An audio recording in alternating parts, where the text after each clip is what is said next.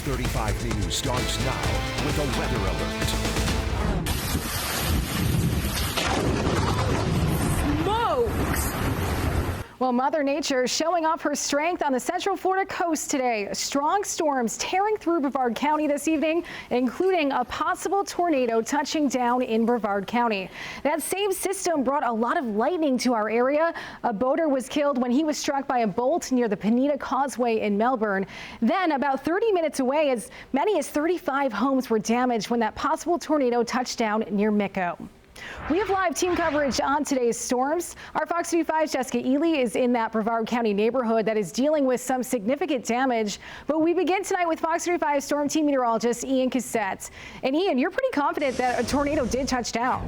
Yeah, I mean, you can never say with 100% certainty until the National Weather Service surveys, and they are going to survey this damage potentially tomorrow morning, so we know by tomorrow afternoon. But when you look back at the velocity signature, and this is basically the radar showing the velocity at the time of when the suspected damage was, it shows the red and green right beside each other, and that shows that there was rotation there where there was an active tornado warning just south of Mico. So this was the area that saw the damage as it pushed to the east and moved offshore, and you see the red circle as well. That was our own system indicating that there was likely rotation with that storm. So we'll see officially tomorrow what that was, but regardless, there was damage from that powerful storm. At this hour, our radar is definitely quieter. The Fox 35 Storm Tracker radar, we are looking at quiet conditions over Orlando, but that is still, we still do have a few showers and storms out there, especially in the same area. You just saw another round of storms move through Mico and Roseland, and that has pushed offshore. So at this hour, I would say we are mostly just looking at some light showers here continuing through the night, and we should quiet down here for the rest of the night. And our weather for tomorrow looks quieter.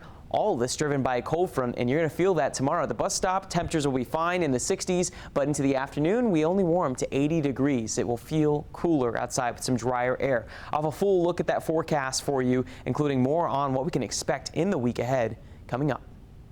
Ian, thank you. And we are seeing the impact of that possible tornado on the ground tonight. A small community in Brevard County got the brunt of that damage. Fox 35's Jessica Ely is live in the River Grove Trailer Park in Barefoot Bay. Jessica, what does it look like out there? What kind of damage are you seeing? Well, firstly, we're about 15 miles south of Melbourne, but you can see the effects of that possible tornado that hit earlier this afternoon. There are a lot of carports that are down in this neighborhood. Take a look at this right here. It's kind of hard to see because it's so dark out here, but we've also seen a few trees down, big branches down also. I'm going to walk across the street right here, but more carports and maybe siding that is off of these houses. A lot of carports are down in this neighborhood. I will say probably a majority of the houses, though, they look fine, but it's just this street that was affected the most. I would say about 35 houses in this neighborhood, so a lot of carports down. But we were driving from Lake Mary to get here to Brevard earlier today, and there was just a lot of rain. It was windy, a lot of lightning, so the weather has just been nasty all day since we got here. But once again, for a majority of this neighborhood looks fine, but this street affected. Looks like people have already started to kind of clean up the area. If we go down the street, there were some trash bags, some trash bins, so people already starting to collect. Can't quite get down there fast enough, but you can see even right here there is siding down in another carport, so that seems to be the thing that was most affected by these houses. But it seems like everyone's fine. There are people in their houses, but just dark out here south of Melbourne. In Brevard County, Jessica Ely, Fox 35 News. Definitely a lot of damage there. Thank you. Again, we hope that everyone is okay. Just like Jessica just said, we will get updates on that and, of course, let you know. Well, today was a reminder to always be weather alert. Now is the time to download the Fox 35 Storm Team weather app. It puts the latest weather alerts right in the palm of your hand. Well, today is the last day of freedom for Crossley Green. He will have to turn himself in tomorrow to go back to prison after serving 33 years for a murder that he says he did not commit. After living 2 years as a free man, Green is now heading back to prison tomorrow. He was released in 2021 after a U.S. District Court said he had been wrongfully convicted of murder. But now Florida's 11th Circuit overturned that ruling that let him out on parole. Green's legal team petitioned to the U.S. Supreme Court in February, but it decided not to review his case. And back in 1990, Green was convicted of murdering a man, but at the time police didn't believe he could have done it. That information was never given to Green's lawyers. An appeals judge ruled that the police notes would not have made a difference in this case. I don't feel no hurt, you know. It's true when I tell you about me and the way I want to walk, the way I'm walking in spiritual life, you know.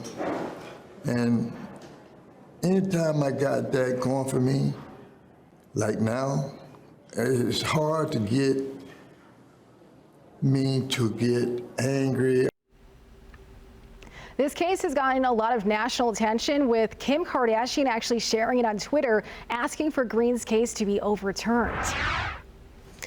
Well, an arrest has still not been made in a deadly shooting at an Orange County gas station. Deputies say a 40-year-old was found shot at the Circle K on East Parr Street in Orlando Saturday afternoon. He was taken to the hospital where he later died, and deputies say the shooter remained at the scene, but that person has not been charged. And we are also following several shootings all across the country tonight. The first happened at a park in Kentucky. At least 2 people are dead there and 4 others were hurt. Louisville officers say someone shot into a crowd at about 9 o'clock last night. Officials say hundreds of people were in the park at the time, but so far no witnesses have come forward to help ID a suspect. Now, this incident marks the city's second mass shooting in less than 1 week. On Monday, a gunman killed 5 people and hurt several others at a bank just 5 miles away from this weekend's scene. This has been an unspeakable week of tragedy for our city. On Monday, we lost 5 of our fellow citizens to a horrific act of workplace gun violence. And now, 5 days later, we're at another scene of a reckless act of gun violence. Well, an officer shot and killed a suspect in Monday's shooting. And in Chicago, 2 people were shot and hundreds of teens flooded the streets last night in a chaotic scene. Take a look at this video. Some teens were caught on video smashing car windows, jumping onto cars, trying to get into Millennium Park. At one point, gunshots were fired, injuring a 6-year-old and a teenager. Hundreds of law enforcement officers raced to that area to work to restore order. And also tonight, a community in Alabama is reeling after a mass shooting at a girls' Sweet 16 party. 4 people were killed and 28 others were hurt. Fox 35's Charles Watson has the latest. Investigators have wrapped up behind me at the scene of the deadly Dadeville, Alabama mass shooting, but so far not a lot of answers in terms of what led to the shooting and why. For most of Sunday, investigators had been focused on this building named Mahogany Masterpiece. A witness tells us he was DJing a Sweet 16 birthday party inside of that building when someone opened fire around 10:30 Central Time Saturday night. The Alabama Law Enforcement Agency confirms at least 4 people were killed and 28 others were injured during the course of the gunfire. Investigators have not said what led to the shooting. Neither have they released the identities of the deceased. Folks in the community tell us at least 3 of the victims who were killed were teenagers. One was recently recruited to play football at Jacksonville State University. For now, Fox News is withholding their names until we get confirmation. But folks who knew them say they weren't the type of kids to get into trouble. We blessed. I mean, the kids never got in trouble. Never. I mean, and I'm here, so I know, you know. Not being on all of them since they were 9. Yeah, it's great kids, man. Just something happened. We still don't know what happened.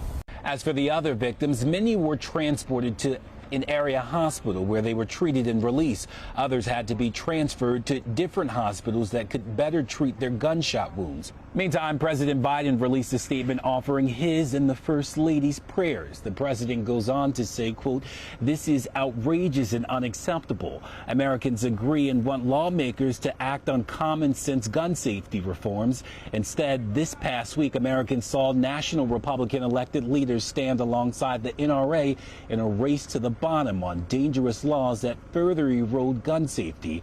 Our communities need and deserve better." So far, police have not named any suspects. In Dadeville, Alabama, Charles Watson, Fox News. Well, Fox 35 News at 10 is just getting started. Still ahead, you only have 2 days left to file your taxes, but if you're planning to file late, that may actually end up costing you. Plus, he was just a few thousand votes away from being Florida's governor, and now Andrew Gillum is getting ready to go on trial for federal charges. We preview tomorrow's first day in court. And we are just a few hours away from SpaceX testing the biggest and most powerful rocket ever made. We are counting down to the launch of Starship, coming up on Fox 35 News.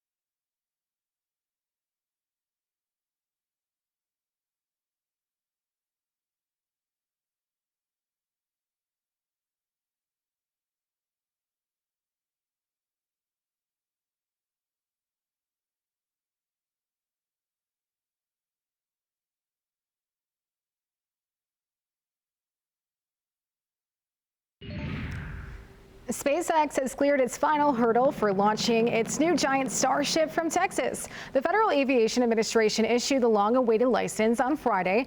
SpaceX says it hopes to perform the first flight test of the Starship, which it says is the world's biggest and also most powerful rocket, on Monday. That test window opens at 8 o'clock in the morning. Well, if you haven't filed your taxes yet, you have until Tuesday to do it, and there are some ways that you can get help filing for free. Fox 35's Matt Trezza explains. The deadline is around the corner. April 18th is the last day to file your taxes this year, a stressful time for many taxpayers. Because we know we usually have to write a fairly big check for what our income is, and it makes a dent in the pocketbook. We're not in a situation where we expect huge refunds every year. The angst comes when you're trying to figure out if you owe additional. Tax experts say there are some ways to cut down on some of the stress if you haven't filed yet. Tax expert Mark Strieber says the first thing is to file online. File electronically. Whether you do it yourself or you use your tax pro, file your taxes with the IRS over the internet. He says if you have a bank account, you can give your account information to the IRS so they can direct deposit your refund. Those days that it takes to process an electronic payment are much, much faster than the weeks and in some cases months to get that paper refund check. Plus, it's a lot safer. Anyone making less than $73,000 last year can get guided online tax filing for free. People making more can pay for the service or do it themselves for free with the agency's simpler fillable forms. But Strieber says if you absolutely can't make the deadline, you can file for a 6-month extension. It's a federal form 4868. Many states attach to it, but some states have their own. But the long story short is you have an automatic permission of time to extend for 6 months, this year up until October 16th. But Strieber warns that if you have money due to the IRS, you still have to send it in by midnight on Tuesday to avoid a penalty. In Orlando, Matt Trezza, Fox 35 News. All right, well, it was a very active weather day all across Central Florida tonight. So let's get right over to Fox 35 Storm Team meteorologist Ian Cassette right now. Ian, you were busy tonight, and again, we're looking at the possibility of a tornado that was possibly on the ground tonight. Yeah, and I was talking to you earlier about the fact that I was watching those storms as they head towards the coast. You always have to watch with how they interact with the sea breeze, and it looks like that is what brought up, or at least prompted, those tornado warnings here today. At this hour now, no threat. You can rest easy for the rest of your night. If we do see rain, it's just going to be in the form of showers. Those thunderstorms have pushed offshore, where we're seeing those move out to sea. Well, earlier though, it was very, very heavy. We had heavy thunderstorms across our area, especially in Brevard County, where we saw the most focused thunderstorms and the severe thunderstorm warning over southern Brevard County. So the storm's now off to the east, but earlier, Mico, Grand Vacaria, Palm Bay, you were getting heavy thunderstorms with lots of lightning. We had heavy rain, gusty winds, you name it, with this storm, and it seemed to have brought it. But what we did get is plenty of rain, and we needed this. We, of course, need the rain. Look at the rainfall totals over the last 12 hours, and you can see that it was kind of feast or famine. This is what often happens with thunderstorms. The areas that got the heavy thunderstorms, such as Satellite Beach, got over 2 inches of rain, over 3 inches, in fact, near Grand Vacaria. But other spots, it was blanketed near Bithlo in Orange County. Not a whole lot of rain in the greater Orlando area, but rain, heavy rain to the south of Kissimmee. So we did get the rain. We needed this. We are in the drought. We could even get a few more showers here tonight. Our Fox 35 Storm Tracker radar, we are quite over our area, but looking at the storms, this system actually moving across the Gulf is moving onshore. That may hold together and bring us more showers as we go on throughout the night. This is what the forecast model is showing, and we like when it matches up what's currently going on and gives us a little bit more confidence in the forecast. So here is what could happen. It will likely weaken the farther inland it goes with just a few showers here. This is 1 in the morning, light showers over DeLand, Sanford, so a few more showers there. You'll wake up to some wet lawns there early on tomorrow if you didn't get any rain earlier today. As we go into the morning, here's what you can expect. That cold front will push through, might have a leftover shower in Melbourne. Same areas got hit with the thunderstorms, but just rain early on in the morning. Most should be dry. Cloud coverage will be found as well in the morning, but we'll see the clouds clearing out as the day goes on with that light north wind, and then sunshine expected later into the day. Probably a mix of sun and clouds through the afternoon with sunshine, drier air, and some comfortable temperatures. We won't have that high heat and humidity tomorrow. So as you step out the door tomorrow morning, you'll start out with the clouds. Temperatures will be mild. We won't have the cool air here just yet, but 60s out the door at 7 a.m. and then 9 a.m. not changing a whole lot until we see more of that sunshine. Into the afternoon, we'll get those temperatures up into the 70s by noon, and by 5 o'clock, 80 degrees with that northwest wind and the lower humidity, which you will feel. So highs along the coast of the north wind, 76 degrees in Palm Coast tomorrow afternoon, 76 in New Smyrna, 81 degrees in Orlando. And that front will allow for some of that drier air, and that will be here for the next couple of days. So we get a double dosage of some comfortable weather both Monday and Tuesday afternoon with high pressure in place, drier air. We're not going to see a whole lot of rain, but we will see those lows Tuesday morning falling into the 50s. It's going to be a little cool for some as you wake up Tuesday and Wednesday morning. The rest of the 7-day forecast, note the highs are going back up, so we'll see those winds back out of the south. We'll get our temperatures back to near 90 degrees by the end of the week, but plenty of sunshine and likely dry weather. Christy? All right, and thank you. Well, mark your calendars. The Epcot International Food and Wine Festival starts at Disney World on July 27th. Disney says there will be more than 25 global marketplaces around the park, including some returning favorites like Flavors from Fire, India, and Spain. But the fun does not stop there. The Eat to Beat concert series is also making a comeback. The festival wraps up on November 18th. And also over at Disney's Magic Kingdom, there are some new decorations up. The Walt Disney Company turns 100 years old this year, and now there is a giant 100 right in front of the train station. You can't miss that. It's at the front gates of the park. Happy birthday, Disney. We'll still head on Fox 25 News at 10. More piles of that smelly seaweed are washing up on Central Florida beaches. We've been telling you about this for a while. We have the warning from experts about getting too close to it. And also Bud Light backlash. The company responds to the controversy over its partnership with a transgender influencer. Why the company's CEO says they did it.